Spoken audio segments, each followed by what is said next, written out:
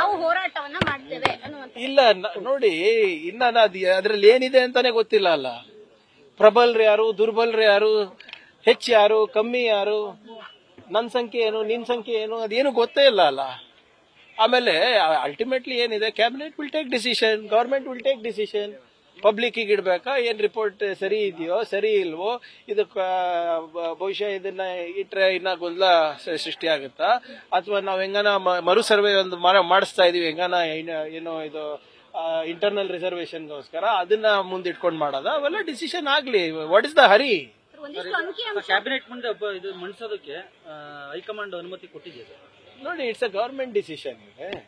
ಈಗ last time ಇದ್ರ ಬಗ್ಗೆ ಚರ್ಚೆ ಆದಾಗ ಹೈಕಮಾಂಡ್ ಏನೋ ಪರ್ಮಿಷನ್ ತಗೊಂಡಿದ್ರ? Whatever it it's a collective decision.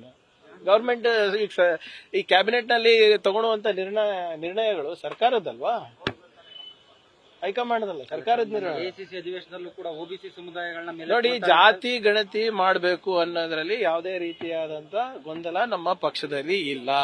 ಹಿಂದೆ ಒಂದು ಸಮೀಕ್ಷೆ ಆಗಿದೆ, ಆ ಸಮೀಕ್ಷೆ ವೈಜ್ಞಾನಿಕವಾಗಿದೆಯಾ ಇಲ್ಲ ಅಂತ ನಾವಿನ್ನ ಸಂಪೂರ್ಣವಾಗಿ ನೋಡಿಲ್ಲ. ಅದು ಬಂದಾಗ ಅದರಲ್ಲಿ ಅದು ಸರಿ ಇದೆಯಾ ಅಥವಾ ಅದರಲ್ಲಿ ಏನಾದ್ರು ಲೋಪಗಳಿದೆಯಾ, ಆ ಲೋಪಗಳಿದ್ರೆ ಏನಾದ್ರು ತಿದ್ಬಿಟ್ಟು ಅದನ್ನ ಅಂಕಿಅಂಶಗಳನ್ನ ತಗೋಬಹುದಾ ಇಲ್ಲ ಅಂತ ನೋಡೋಣ. ಯಾಕಷ್ಟು ಗಡಿಬಿಡಿ ಮಾಡ್ತಾ ಇದ್ರೆ ಎಲ್ಲರೂ? ಕೇಂದ್ರ ಸಚಿವ ಪ್ರಹ್ಲಾದ್ ಜೋಶಿ ಹೇಳಿದ್ರು, ಫಸ್ಟ್ ಅವ್ರ ಪಕ್ಷದಲ್ಲಿ ಒಪ್ಪಿಗೆ ಇದೆಯಾ ಅದನ್ನ ತಿಳ್ಕೊಂಡು ಆಮೇಲೆ ಜಾರಿಗೆ ಮಾಡ್ಲಿ ಅಂತ. ಅವ್ರು ಯಾರ ಜೊತೆ ಇದಾರ್ರಿ ಪ್ರಹ್ಲಾದ್ ಜೋಶಿ ಅವರು? ಮೋದಿ ಅವ್ರ ಜೊತೆ ತಾನೆ. ಮೋದಿ ಅವ್ರ ನಿಲುವೇನಂತ ಕೇಳಲಿ ಫಸ್ಟ್. ಯಾವಾಗ್ಲೂ ಕಾಂಗ್ರೆಸ್ ನಿಲುವು ಬಗ್ಗೆ ಹೇಳ್ತದಾರಲ್ಲ, ನಿಮ್ ನಿಲುವೇನಿದೆ ಸ್ವಾಮಿ? ಜಾತಿ ಗಣತಿ ಆಗ್ಬೇಕಾ ಆಗ್ಬಾರ್ದಾ? ಇವರೆಲ್ಲರೂ ನನಗೆ ಆಶ್ಚರ್ಯ ಆಗುತ್ತೆ. ಪಾರ್ಲಿಮೆಂಟರಿ ಅಫೇರ್ಸ್ ಮಿನಿಸ್ಟರ್ ಅವರು ಸ್ಪಷ್ಟತೆ ಇಲ್ಲ ಅವ್ರ ಸರ್ಕಾರದ್ದು. ನಮ್ಮಲ್ಲಿ ಸ್ಪಷ್ಟತೆ ಇದೆ. Yes, we want caste census as a matter of policy. ಜಿತ್ನಿ ಆಬಾದಿ ಉತ್ನಾ ಹಕ್ ಅಂತ ಘೋಷಣೆಯನ್ನ ನಾವು ಮಾಡಿದ್ದೇವೆ.